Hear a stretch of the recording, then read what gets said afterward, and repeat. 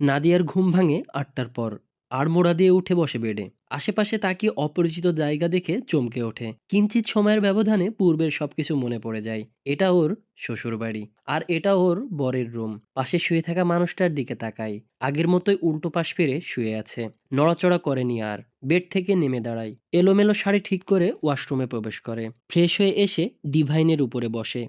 বাহিরে আলো ফুটলেও রুমটা এখনো পুরোপুরি অন্ধকারে ছেয়ে আছে। শুধু সাদা থাই গ্লাস আর পর্দা ভেদ করে একটু একটু আলো রুমে প্রবেশ করছে, যার দরুন একটু একটু আলোকিত হয়ে আছে রুমটা। নাদিয়া এখন কি করবে? রুম থেকে বের হবে নাকি এখানেই বসে থাকবে? অপরিচিত একটি জায়গা, মানুষজন কাউকে চেনে না। শাড়ির আঁচল খামচে ধরে চুপচাপ বসে রইল। বাবার বাড়ির কথা স্মরণ হয়। গরুগুলা কি এখনো গোয়ালের ভিতরে রয়েছে, নাকি সাথী বেগম বের করেছেন? আজকের রান্না কি করবে? পুরো বাড়ির কাজ কে করবে? আজ তো সতীনের মেয়ে নাদিয়া নেই। কার ঘাড় ধরে কাজগুলো করাবে? নাদিয়া বুক ভরে শ্বাস টেনে নেয়। কতগুলো দিন পর কোনো কাজ না করে এভাবে বসে আছে হিসাব নেই। আবার তাকাই বেডে শুয়ে থাকা মানুষটার দিকে। লোকটা বেশ অদ্ভুত। সবসময় কি গম্ভীর স্বরে কথা বলে, নাকি শুধু গতকালকেই বলেছে? কথাও বলে হয়তো খুব কম। নতুন বউয়ের সাথে দুটো কথা অবধি বলল না। চেঞ্জ করতে বলেই উল্টো পাশ ফিরে শুয়ে পড়েছে। অদ্ভুত মানুষ। বসে থাকতে থাকতে সময় গড়িয়ে ৯টার ঘরে চলে আসে। বসে থাকতে ভালো লাগছে না। বসা থেকে উঠে নিঃশব্দে পায়চারি করতে শুরু করে। লোকটার সাথে সাথে এই বাড়ির সকল মানুষও বেশ অদ্ভুত। এতটা বেলা হয়ে গেল, কেউ ডাকতে আসলো না ওকে। নাকি এখনো ঘুম থেকে ওঠেনি? হয়তো ওঠেনি। সকলেই তো রাত জেগেছিল। ৯:৩০ পর রুমের ডোর নক করে। ডোর খোলাই ছিল। আবার ধাক্কা দিতেই খুলে যায়। ডোরের দিকে তাকায় নাদিয়া। রাতে যে মেয়েটা ওকে এই রুমে রেখে গিয়েছিল, সেই মেয়েটা এসেছে। উদয়ের চাচাতো বোন উষা। উষা নাদিয়ার দিকে তাকিয়ে মিষ্টি হেসে বলে, উঠে গেছো? আমি তো ভেবেছিলাম ঘুম হয়নি, তাই আর ডাকতে আসিনি। জোর করে সৌজন্যমূলক হাসে নাদিয়াও। উষা নিজের হাতে থাকা প্যাকেট দুটো ডিভাইনের উপরে রাখে। নিজেই গিয়ে লাইট অন করে। লাইটের আলোয় ইন্টেরিয়র ডিজাইনের রুমটা আলোকিত হয়ে যায়। রুমটা নাদিয়ার কাছে স্বপ্নের রাজ্য মনে হচ্ছে। কারো থাকার রুম এত সুন্দর হয় নাদিয়ার কল্পনাও ছিল না। উদয়ের চোখে লাইটের আলো পড়তেই চোখ মুখ কুঁচকে ফেলে বিরক্তিতে। বিরক্তি ভঙ্গিতেই ওপাশ থেকে এপাশ হয়। চোখ মেলে দেখে ৩ জন মেয়ে দাঁড়িয়ে আছে, যার মধ্যে একজন ওর বউ আর ২ জন বোন। বিরক্তি মাখা গম্ভীর কণ্ঠে বলে, লাইট অন করেছে কে? ৩ জনই বেডের দিকে তাকায়। উদয়ের রাগী রাগী মুখ দেখে উষা আর ফুফাতো বোন মারিয়ার মুখ চুপসে যায়। উষা মিনমিন করে বলে, সরি ভাইয়া, আসলে ভাবিকে তৈরি করে নিচে নিয়ে যেতে বলেছে, তাই আর কি। উদয় পাশ থেকে একটা বালিশ নিয়ে নিজের মাথার উপর চেপে ধরে। উষা ফোঁস করে শ্বাস ছাড়ে। যাক বাবা, বাঁচা গেছে। নাদিয়া দাঁড়িয়ে দাঁড়িয়ে দেখছিল ৩ জনের চোখ মুখের অবস্থা। উষা আর মারিয়ার চুপসে যাওয়া চোখ মুখ দেখে এতটুকু বুঝতে পেরেছে, এই লোককে ভয় পায় এরা। না হলে এর দুটো কথা শুনেই মুখ অমন হয়ে যাবে কেন? উষা আস্তে আস্তে বলে, ভাবি চলো, তোমাকে তৈরি করে দিই। সবাই নিচে অপেক্ষা করছে তোমার জন্য।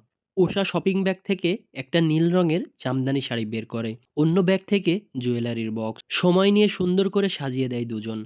নাদিয়া নিজেকে আয়নায় দেখে নিজেই চিনতে পারে না। এটা কি সেই অজপাড়া গাঁয়ের মেয়ে নাদিয়া, যে কিনা মুখে কখনো একটু ক্রিমই দিতে পারতো না, চুলে ঠিকমতো শ্যাম্পু করতে পারতো না, ভালো পোশাক পরতে পারতো না? সে কিভাবে এত দামি শাড়ি, স্বর্ণের জুয়েলারি পরবে? এত দামি দামি মেকআপ প্রোডাক্ট কিনবে? রোদে খামারে কাজ করতে করতে ফর্সা স্কিন টান হয়ে গেছে। নিজেকে এই সাজে দেখে নাদিয়া নিজেই মুগ্ধ হয়ে যায়। নাদিয়া সত্যি কি এত সুন্দর, নাকি স্বপ্ন দেখছে? রাতে বিয়ের জন্য সাজিয়ে দিলেও সময়ের অভাবে নাদিয়া নিজেকে আয়নায় দেখতে পারেনি। রাতেও কি এভাবে সাজানো হয়েছিল? হয়তো না। উষা নাদিয়ার মুখের দিকে তাকিয়ে মিষ্টি হেসে বলে, মাশাআল্লাহ, অনেক সুন্দর লাগছে তোমাকে ভাবি।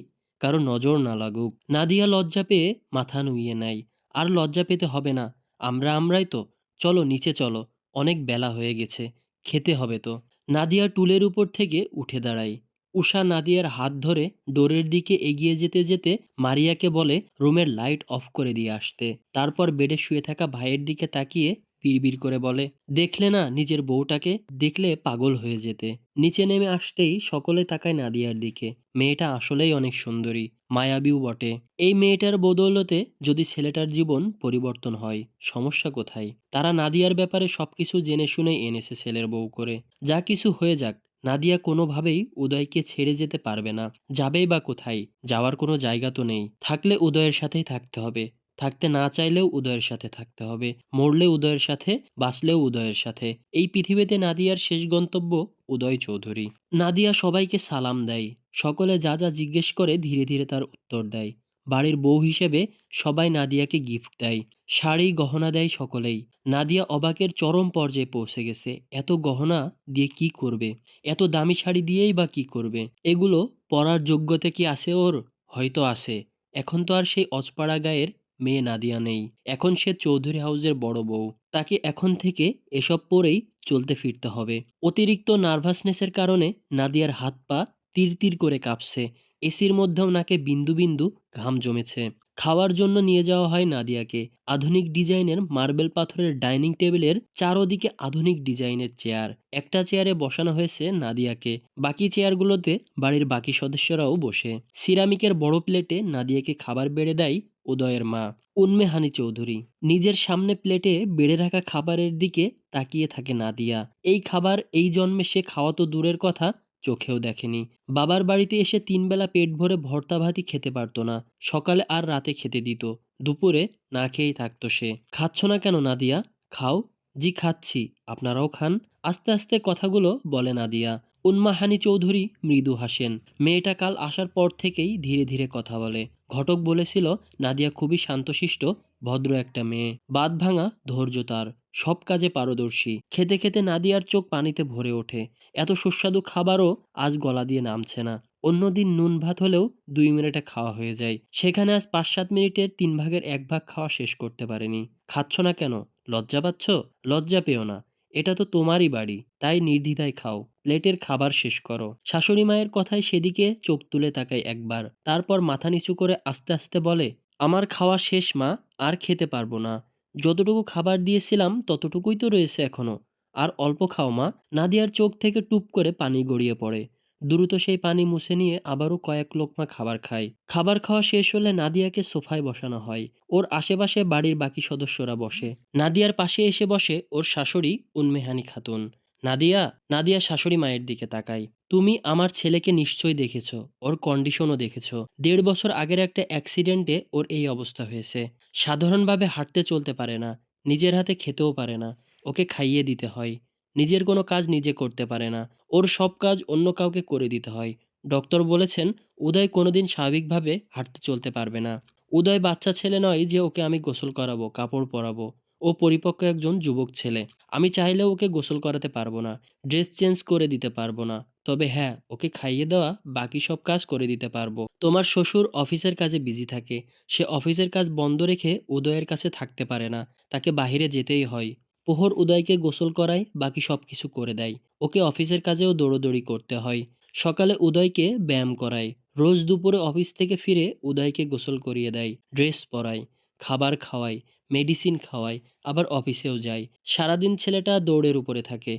উদয়ের দেখাশোনা করার জন্য একজন ছেলেকে রাখা হয়েছিল। সেদিনই সেই ছেলেকে বাড়ি থেকে বিদায় করেছে উদয়। প্রহর আর আমাকে ছাড়া কাউকে ওর কাছে ঘেঁষতে দেয় না। একজন মেডের অনুমতি নেই ওর রুমে প্রবেশ করার। এভাবে আর কত চলবে? উদয়ের বিয়ের বয়স হয়েছে। বিয়ের বয়সে আরও কয়েক বছর আগেই হয়েছে।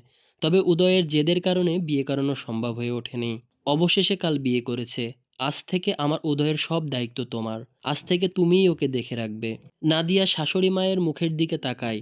নাদিয়া বুঝতে পারে ওকে বউ করে নয়, মূলত উদয়ের সব কাজ করার জন্যই মেয়ে করে নিয়ে এসেছে। তবুও নাদিয়ার আফসোস নেই। খুশি মনেই মেনে নেয় নিজের নিয়তি। আল্লাহ তাআলা যা করেন নিশ্চয়ই ভালোর জন্য করেন। সময় গড়ায়। উদয়ের ঘুম ভাঙে। আড়মোড়া দিয়ে উঠে বসে কোনো রকম। বেড হাতড়ে ফোন হাতে নেয়। পাওয়ার বাটন চেপে স্ক্রিনে তাকায়।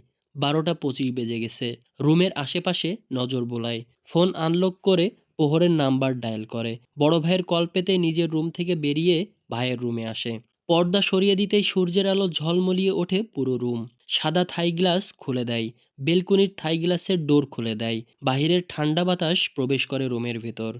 উদয় বেড থেকে দুপা নামিয়ে দেয়। পাশ থেকে স্টিকটা বাম হাতে নেয়। প্রহর এগিয়ে এসে উদয়কে ধরে ওয়াশরুমে নিয়ে যায়। ওকে ভেতরে রেখে রুমে এসে ট্রাউজার, টি-শার্ট, টাওয়াল নিয়ে দাঁড়িয়ে থাকে। কিছুক্ষণ পর উদয়ের ডাক শুনে ভেতরে প্রবেশ করে। ধরে চেয়ারে বসায়। গায়ের টি-শার্ট খুলে দেয়। ব্রাশে পেস্ট লাগিয়ে উদয়ের হাতে দেয়। গোসল শেষে ড্রেস চেঞ্জ করিয়ে রুমে নিয়ে আসে আবার। নিজেই বেড গুছিয়ে দেয়। রুম ঝাড়ু দেয়। মপ দিয়ে রুম মুছে দেয়। উদয়ের ভেজা ড্রেস ধুয়ে ছাদে চলে যায় শুকোতে দেওয়ার জন্য। উদয় বিষণ্ণ হয়ে তাকিয়ে থাকে ফ্লোরের দিকে। জীবনটা কি থেকে কি হয়ে গেল? ১.৫ বছর আগের জীবনটা কেমন ছিল আর আজ কেমন হয়ে গেছে? ১.৫ বছর ধরে বেডে পড়ে আছে। অন্যের কাজ করবে তো দূরে থাক, নিজের কাজটাও করতে পারে না। অন্যের সাহায্য ছাড়া ওয়াশরুমে পর্যন্ত যেতে পারে না। এভাবে কত সাল বেঁচে থাকবে? নিজের এই অক্ষম অবস্থা কুরে, কুরে খায়। ডক্টর বলেছেন কোনোদিন স্বাভাবিক হয়ে হাঁটতে চলতে পারবে না। যতদিন বেঁচে থাকবে ততদিন এভাবেই বেঁচে থাকতে হবে। যদিও ডক্টর বলেছেন এর থেকে একটু সুস্থ হওয়ার সম্ভাবনা আছে এখনো। ডান হাত পা পুরোপুরি ঠিক না হলেও কিছুটা ঠিক হবে। তবে সেটা কতটুকু বলা যায় না। মাঝে, মাঝে ইচ্ছা করে এই অবস্থা থেকে মুক্তি পেতে। বাড়ির সবাইকে মুক্তি দিতে চিরদিনের জন্য। চেষ্টাও করেছিল তবে সফল হয়নি। এই জীবন নিয়ে হাঁপিয়ে উঠেছে। বিতৃষ্ণা চলে এসেছে। ভালো লাগে না কিছু। রুমে কারো উপস্থিতি টের পেয়ে ডোরের দিকে তাকাই। খাবার হাতে নাদিয়া এগিয়ে আসছে। নাদিয়াকে দেখেই চোয়াল শক্ত হয়। চোখ মুখে কঠিন ভাব ফুটে ওঠে। রেগে তাকিয়ে থাকে নাদিয়ার মুখের দিকে। এখন অবধি বউয়ের মুখ দেখেননি। দেখতেই ইচ্ছা করেনি। নাদিয়া খাবারের ট্রে সেন্টার টেবিলের উপরে রাখে। পানির খালি জগটা নিয়ে রুম থেকে বেরিয়ে যায়। কিছু সময় পর পানি ভর্তি জগ নিয়ে ফিরে আসে। উদয় এখনো আগের মতোই বসে আছে। নাদিয়া প্লেটে খাবার বেড়ে নেয়। এই খাবার এখন উদয়কে খাইয়ে দিতে হবে। কেমন যেন লাগছে। এর আগে কখনো কোনো মানুষকে খাইয়ে দিতে হয়নি। পুরুষ মানুষ তো দূরের কথা, মেয়ে মানুষকেও খাইয়ে দেয়নি। এখন একজন পুরুষ মানুষকে কিভাবে খাইয়ে দেবে? যতই হাসব্যান্ড হোক মাত্র কয়েক ঘন্টার পরিচয়। তার মধ্যেই আবার দুজনের মাঝে কোনো কথা হয়নি। কেমন ইতস্তত বোধ হচ্ছে, অস্বস্তিও হচ্ছে। যেমনই লাগুক খাইয়ে দিতেই হবে। আজ থেকে উদয়ের সব দায়িত্ব ওর ঘাড়ে ট্রান্সফার হয়ে গেছে। প্লেট হাতে নিয়ে সোজা হয়ে দাঁড়ায়। এগিয়ে যায় উদয়ের সামনে। উদয় রাগী চোখে তাকায় নাদিয়ার মুখের দিকে। এরপর আবার ফ্লোরের দিকে তাকায়। গম্ভীর স্বরে বলে, এগুলো নিয়ে এখানে কেন? নাদিয়া বরাবরের মতো আস্তে ধীরে শান্ত স্বরে বলে, আপনাকে খাইয়ে দিতে বলল। উদয় এক থাবায় নাদিয়ার হাতের প্লেটটা নিচে ছুঁড়ে ফেলে। ভয়ে কেঁপে ওঠে নাদিয়া। উদয় গর্জন করে বলে, খেতে চেয়েছি আমি? বলেছি আমি খাবো? দূর হও আমার চোখের সামনে থেকে। আসবে না আমার চোখের সামনে। ভয়ে কয়েক কদম পিছিয়ে যায় নাদিয়া। উদয়ের ফর্সা মুখটা লাল বর্ণ ধারণ করেছে। কেমন খ্যাপাটে হিংস্র দৃষ্টিতে তাকিয়ে আছে। যেন এখনই এক থাবায় জানটা বের করে নেবে। আবার গর্জন করে ওঠে, যেতে বলেছি না এখান থেকে? নাদিয়া ভয়ে জমে গেছে। রাত থেকে দেখে আসা শান্ত মানুষটার এমন অশান্ত রূপ দেখে নাদিয়ার বোধবুদ্ধি লোপ পেয়েছে। নড়াচড়া করতেও ভুলে গেছে। শুধু ভয়ার্ত দৃষ্টিতে তাকিয়ে আছে উদয়ের মুখের দিকে। মুহূর্তে বাড়ির সবাই উপস্থিত হয় উদয়ের রুমের সামনে। রুমের ভেতরের ফ্লোরে ছড়িয়ে ছিটিয়ে আছে খাবার আর সিরামিকের টুকরো টুকরো হয়ে যাওয়া প্লেটটা। উদয়ের থেকে কিছুটা দূরে ভয়ে আস্তে জড়সড় হয়ে দাঁড়িয়ে আছে নাদিয়া। উদয় ডোরের দিকে তাকায়। রাগ আরো কয়েক ডিগ্রি বেড়ে যায়। চিৎকার করে বলে, ওকে খাবার নিয়ে আসতে বলেছে কে? উন্মেহানি চৌধুরী বলেন, এত রেগে যাচ্ছিস কেন বাবা? আমি নাদিয়াকে বলেছি তোকে খাইয়ে দিতে। আমি বলেছি ওর হাতে খাবো? না। তাহলে কেন পাঠিয়েছ? তোকে খাইয়ে দিতে। এখন থেকে নাদিয়া তোকে খাইয়ে দেবে। তোর সবকিছু করে দেবে। ও কেন করবে?